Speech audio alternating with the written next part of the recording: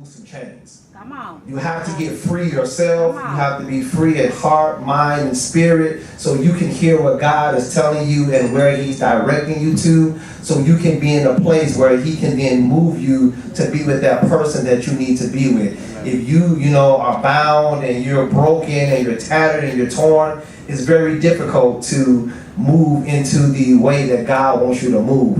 So the first piece will be our testimonial pieces of breaking the chains and how God helped to get us both free. Second piece will be actually a love piece, and it's actually the piece that we perform when I actually propose to this wonderful queen. So y'all pray for us and pray with us as we present these to you.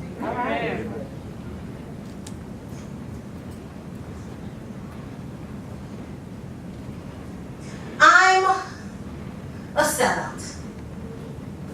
That's right, I'm a sellout, but not the kind that you usually hear about. See, I used to be that girl. You know, the one that had one foot in the church and one foot in the world. But before I became that girl, I started out that shy girl. That sweet, naive, let me use you in all your things, thank you, and bye girl. That never broke the rules, did everything I was told and hardly ever lied girl. But deep down inside, I had this wild streak, and I was dying to unleash my inner fly girl.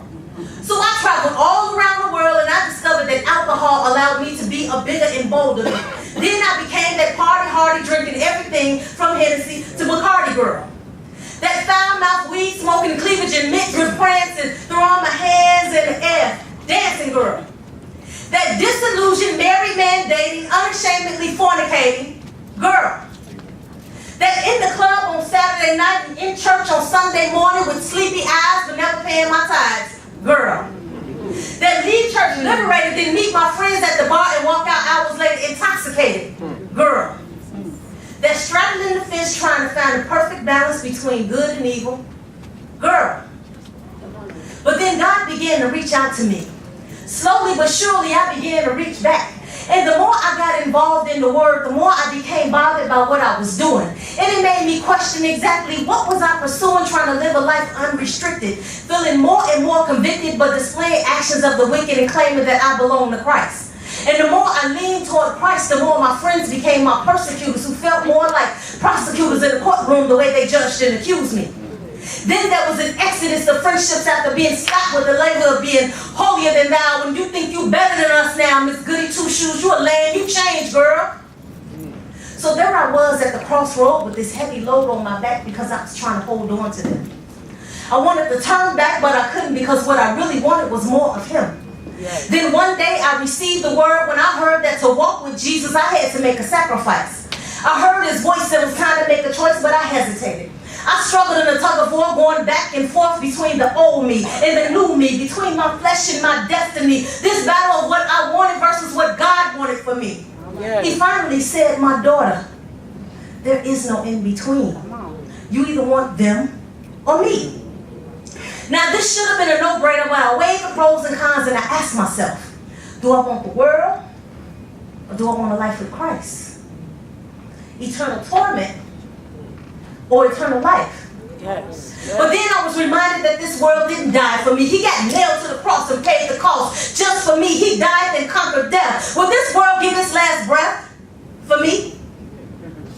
And the message was clear. Right then and there, I sold out to Christ to have everlasting life. And now I see those same persecutors in the same situations, always trying to knock me from my state of elation. They mock and challenge to Jesus and me because they're blind to the realization that all of the blessings I'm receiving is because I finally started believing. They hang out with the devil knowing he's deceiving and choose to live in this world of sin.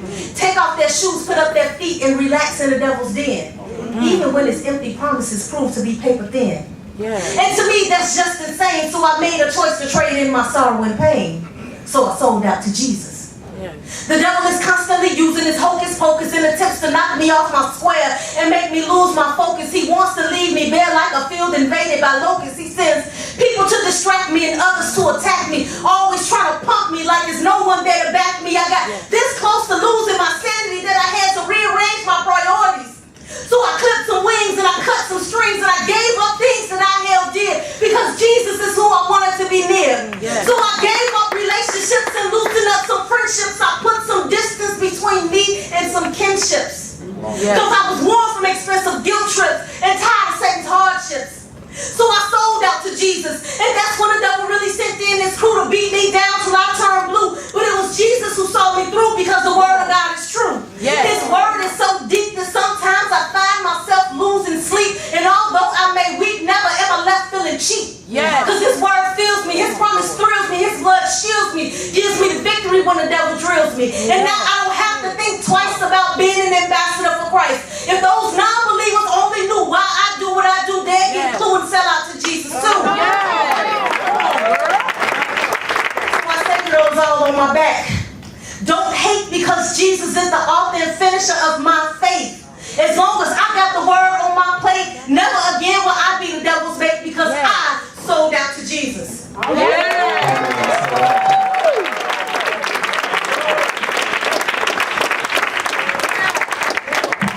Now see, I was that dude, that twisted one. Misguided and misunderstood, possibly ballistic one.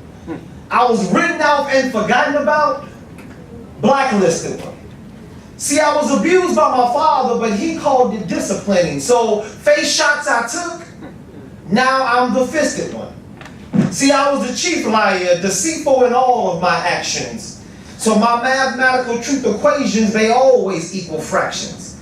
I'm talking about a half of this, a third of that, a fourth of drama mixed in with my own magic got me pulling rabbits out of hats. My stats? Never really factual. PhD in fabrication, so I rarely gave actuals. For better understanding the accurate information. Not knowing that living a life as Mr. I was would lead me to multiple incarcerations. See, a thief I was, and if I could, I would steal your soul. I was proud and prominent about boasting concerning the spoils I stole. My attitude was like polar vortexes. It was so cold. I told y'all I was that dude standing next to me. Your wallet, you better hold. See, I was messed up walking those Beacon Hill streets that I used to live in, passing blunts and sipping on banana red Mad Dog. Trying to drown all my sorrows and problems in drugs and alcohol just because I was mad, dog. Yeah. I was diseased with deviousness. I was rabid and ravished, and I was foaming at the mouth, just like a mad dog. Maliciously marking my territories just like a stray dog. Now, I ain't trying to brag, dog, because at that moment, my life was just sad, dog. I was in need of stern disciplining with my chain to be yanked with a newspaper to my head. Bad, dog. See, I was messed up and living a life with no remorse. And I was on a road to hell that was my divine course. Told y'all I was that dude. Because I was treating women like anything that was unrelentless to life and respect and loyalty. Because I was also that player dude. Being disrespectful to many women and constantly being rude. Would tell them what they wanted to hear just to get them in the mood, because my mouthpiece, oh my God. All their fears, worries, and problems, all my verbal incantations would soothe. So in sheets we would groove. I was their personal drummer boy, so to my beat they would move. Tell them what they wanted to hear, so just like their personal drummer boy, Sunday morning they would forget everything they learned in Sunday school. But for Mr. I was, a change was coming. My current Saul on Damascus Road status was quickly being rescinded. My mind would be changed. I would have a new name. My life would be reinvented. So Mr. I was dead, and Mr. I am is now present. Because the gift of the God I serve, it is my present. So presently, I am that dude.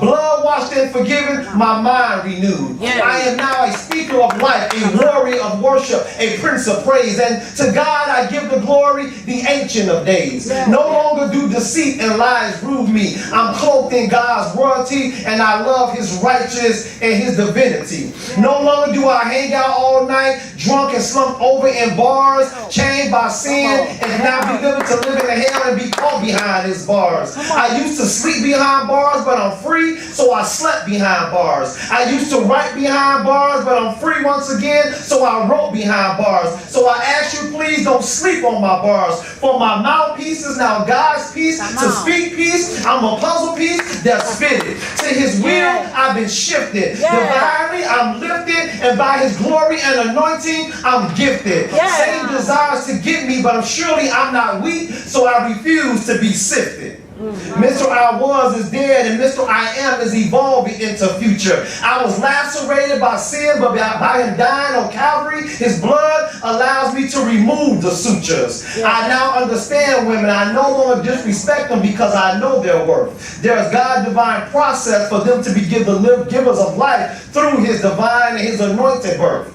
Mr. I was to Mr. I am is such a sweet transition.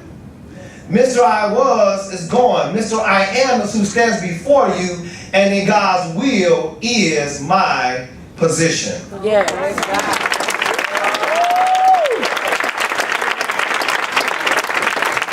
This lesson is going to be really quick so we can get in and out of the way. I know all y'all married folks in here are in a whole lot of love, right? Okay, that's good for like the two of y'all that said that. Did we have some arguments in the car on the way over? I hope that skillet is here when you get home, man. But for all y'all married folks, I hope you love the person you with, or I hope you ain't just dealing with them. I know that they in love because they all colored up and kicking right here. That's what I'm talking about. Yeah, see what I'm saying? She holding his arm tight too. You ain't going nowhere, boy. Yeah, that's what I'm talking about.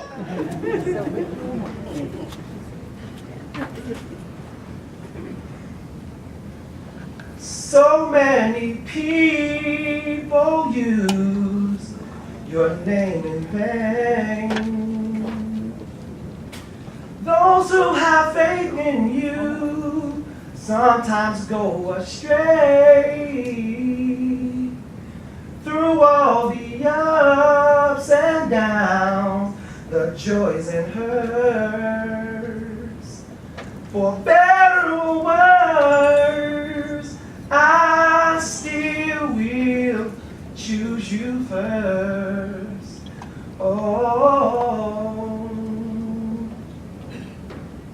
So everybody wanted to know about me in this thing called love. See, I'm well aware that the history of my love life to most is a mystery, and quite frankly, I really don't care to share this part of me, but today, I'm feeling fancy free. So allow me to paint a picture with my transparency. See, I lost a few bouts with love, and afterwards all I felt was apathy. There were about 3 who professed their love to me, but their actions proved to be contradictory. They left my heart bloody and raggedy while love stood on my chest with both hands raised in victory. So because of love, I was bitter and angry, and ever since it left me in a fetal position practically drowning in my misery, I avoided love like the plague because I wanted Cupid to miss me with all of his trickery. But oddly, I still believe in love. And right now I pray that Cupid would grant me just a little bit of sympathy and put away his artillery as I dig into my memory and think about love. And while I leave the bad memories undisturbed, I'm overwhelmed by thoughts of the kind of love I want and deserve, and no longer will I accept love in the form of mediocrity. See, I don't even know if the kind of love I want even exists, but I still think it's a possibility. Well, concerning me, I wasn't overly emotional. So me and this love thing wasn't quite harmonized. You know, like Sunday morning devotionals. My love life was always my business. I wasn't seeking to be dreamy and all starry-eyed. Not hugged up and cuddled up, just puffed up with emotional pride. Everything for me was physical. Yeah, this I will admit. A touch, a sight, an embrace, maybe even tasting a bit. My actions of love overboard were happening quick. So trying to paste and glue me with monogamy, that would never stick. And like you, I heard about that Cupid fellow. A fictional flying midget having a cheery attitude times 10. Floating around shooting arrows into people's butt, so into love thing one can transcend, that should be a sin. Forcing somebody to deal with heartbreak time and time and time again. So Cupid can be gone with that bow and arrow belligerence, because falling in love for me was just pure ignorance. Yet some still believe it's a possibility. So my question is, commitment, honesty, and passion, are those things actually given in reciprocity? Probably. And see, I want ridiculous love. All right. I'm talking wide open nose, so easy and carefree, like a river it flows. Candy coated so sweet it gives me diabetes and cavities. I'm talking about that seemingly unobtainable, off the charts, untamed love, that publicly displayed write our name in hearts, unashamed love, that divine like no other, sit down from heaven, a love so strong it's indestructible, no need to compete, and it's complete like the number 7 kind of love. Right. I'm talking about that love that's forever changing, forever growing, for every day. It's a new and unpredictable love. A love so original you can't duplicate it, and it's indispensable. A so intentional but incomprehensible love like chemistry and Chinese math, purposely colliding into something unusual.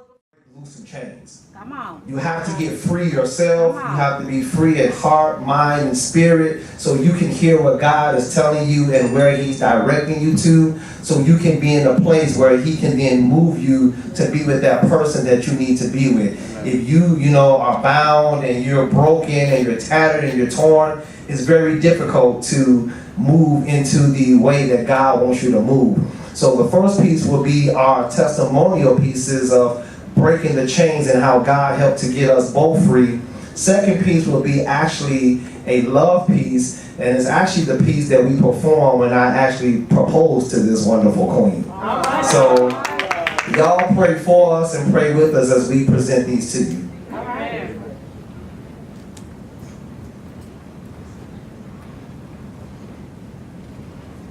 I'm a sellout. That's right, I'm a sellout, but not the kind that you usually hear about. See, I used to be that girl. You know, the one that had one foot in the church and one foot in the world. But before I became that girl, I started out that shy girl.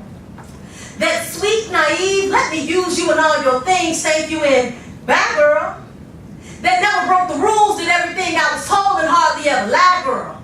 But deep down inside, I had this wild streak, and I was dying to unleash my inner fly girl. So I traveled all around the world, and I discovered that alcohol allowed me to be a bigger and bolder girl. Then I became that party-hardy, drinking everything from Hennessy to Bacardi girl. That foul-mouthed, weed-smoking, cleavage and midriff prancing, throwing my hands in the air, dancing girl. That disillusioned, married man dating, unashamedly fornicating girl. That in the club on Saturday night and in church on Sunday morning with sleepy eyes but never paying my tithes, girl. That leave church liberated, then meet my friends at the bar and walk out hours later intoxicated, girl.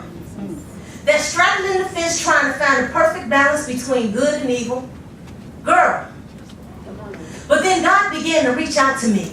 Slowly but surely I began to reach back.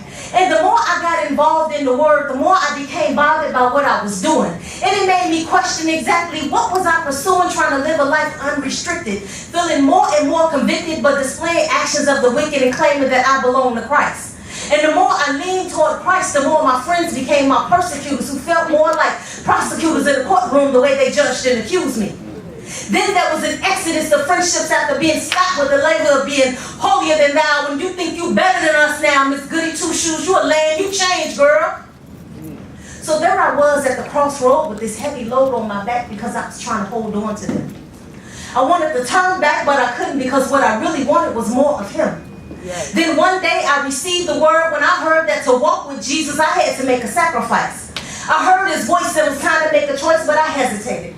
I struggled in a tug of war, going back and forth between the old me and the new me, between my flesh and my destiny. This battle of what I wanted versus what God wanted for me. Yes. He finally said, my daughter, there is no in between. You either want them or me. Now this should have been a no-brainer, but I weighed the pros and cons and I asked myself, do I want the world or do I want a life with Christ? Eternal torment or eternal life? Yes. But then I was reminded that this world didn't die for me. He got nailed to the cross and paid the cost just for me. He died and conquered death. Will this world give its last breath for me?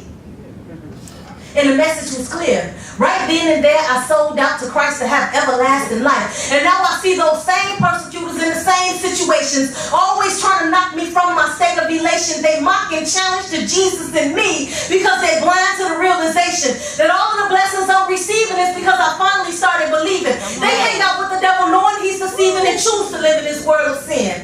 Take off their shoes, put up their feet, and relax in the devil's den. Even when his empty promises prove to be paper thin. Yeah. And to me, that's just insane. So I made a choice to trade in my sorrow and pain. So I sold out to Jesus. Yeah. The devil is constantly using his hocus pocus in attempts to knock me off my square and make me lose my focus. He wants to leave me bare like a field invaded by locusts. He sends people to distract me and others to attack me, always trying to pump me like there's no one there to back me. I got this close to losing my sanity that I had to rearrange my priorities. So I clipped some wings and I cut some strings and I gave up things that I held dear because Jesus is who I wanted to be near. So I gave up relationships and loosened up some friendships. I put some distance between me and some kinships. Because I was worn from expensive guilt trips and tired of Satan's hardships. So I sold out to Jesus. And that's when the devil really sent in his crew to beat me down till I turned blue. But it was Jesus who saw me through because the word of God is true. His word is so deep that sometimes I find myself losing sleep. And although I may weep, never ever left feeling cheap. Because his word fills me. His promise thrills me. His blood shields me. Gives me the victory when the devil drills me. And now I don't have to think twice about being an ambassador for Christ. If those non-believers only knew why I do what I do, they'd get a clue and sell out to Jesus too. So I say girls all on my back. Don't hate because Jesus is the author and finisher of my faith. As long as I got the word on my plate, never again will I be the devil's bait because I sold out to Jesus.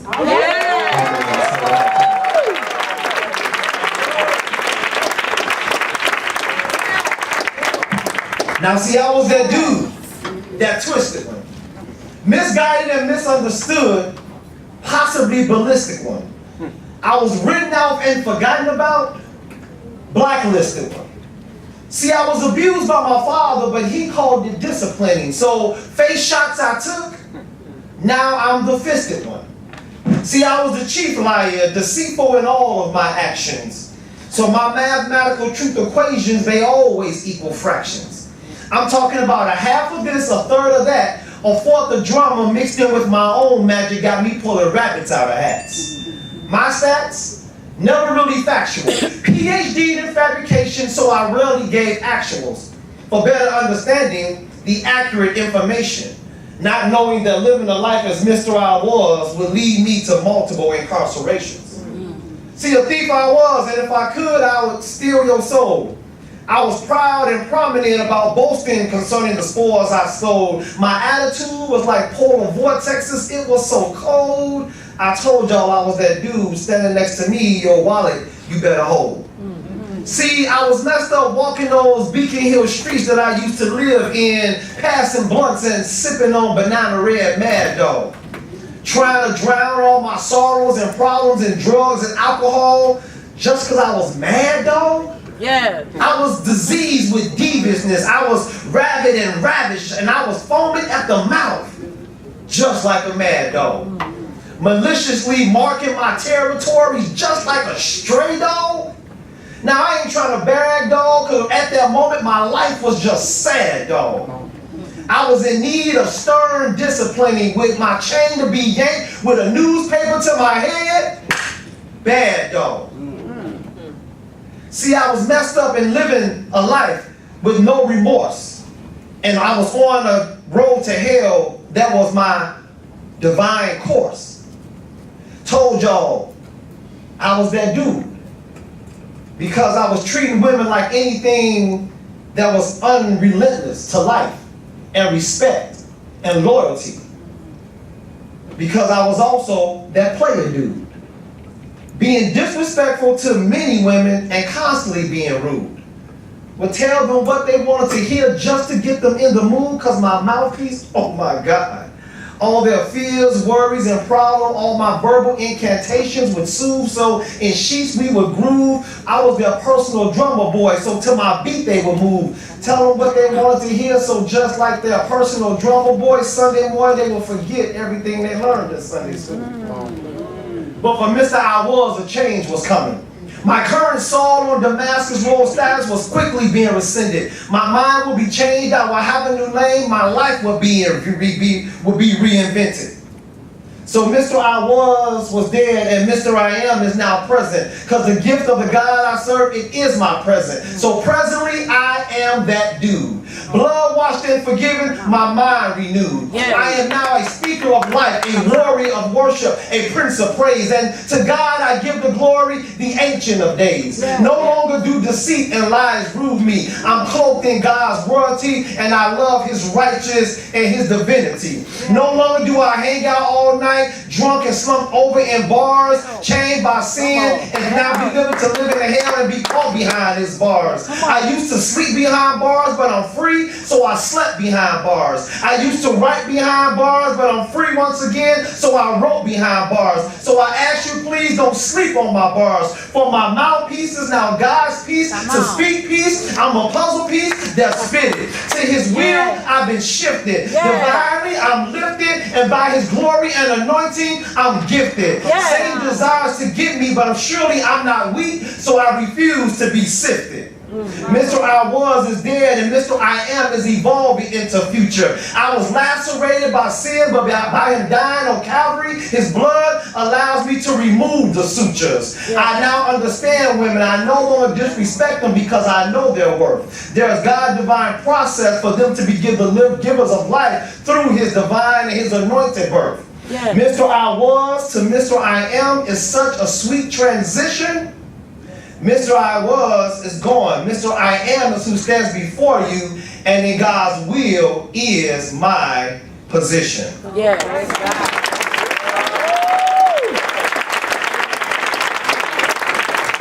This is going to be really quick so we can get in and out of the way. I know all y'all married folks in here are in a whole lot of love, right? Okay, that's good for like the two of y'all that said that. Did we have some arguments in the car on the way over? I hope that skillet is here when you get home, man. But for all y'all married folks, I hope you love the person you with, or I hope you ain't just dealing with them. I know that they in love because they all covered up and kicking right here. That's what I'm talking about. Yeah, see what I'm saying? She holding his arm tight too. You ain't going nowhere, boy. Yeah, that's what I'm talking about.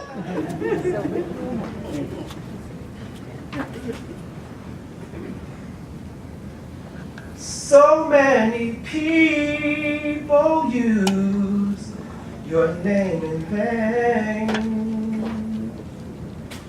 Those who have faith in you sometimes go astray. Through all the ups and downs, the joys and hurts, for better or worse, I still will choose you first. Oh. So everybody wanted to know about me in this thing called love. See, I'm well aware that the history of my love life to most is a mystery, and quite frankly, I really don't care to share this part of me, but today, I'm feeling fancy-free. So allow me to paint a picture with my transparency. See, I lost a few bouts with love, and afterwards, all I felt was apathy. There were about 3 who professed their love to me, but their actions proved to be contradictory. They left my heart bloody and raggedy while love stood on my chest with both hands raised in victory. So because of love, I was bitter and angry, and ever since it left me in a fetal position, practically drowning in my misery, I avoided love like the plague because I wanted Cupid to miss me with all of his trickery. But oddly, I still believe in love. And right now I pray that Cupid would grant me just a little bit of sympathy and put away his artillery as I dig into my memory and think about love. And while I leave the bad memories undisturbed, I'm overwhelmed by thoughts of the kind of love I want and deserve, and no longer will accept love in the form of mediocrity. See, I don't even know if the kind of love I want even exists, but I still think it's a possibility.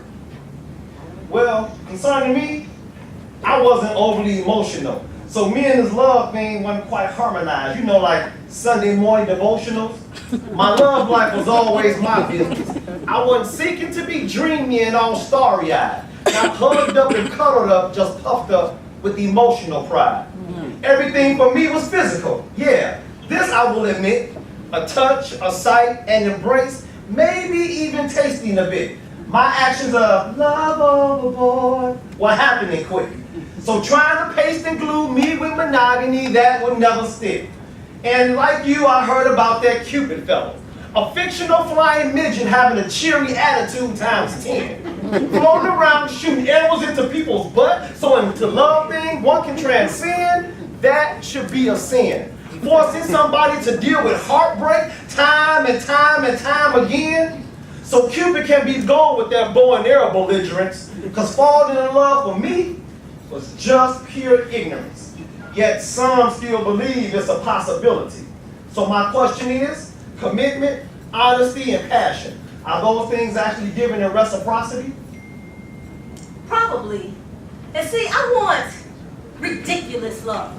All right. I'm talking wide open nose, so easy and carefree, like a river it flows. Candy coated so sweet it gives me diabetes and cavities. I'm talking about that seemingly unobtainable, off the charts, untamed love, that publicly displayed write our name in hearts, unashamed love, that divine like no other, sit down from heaven, a love so strong it's indestructible, no need to compete, and it's complete like the number 7 kind of love. Right.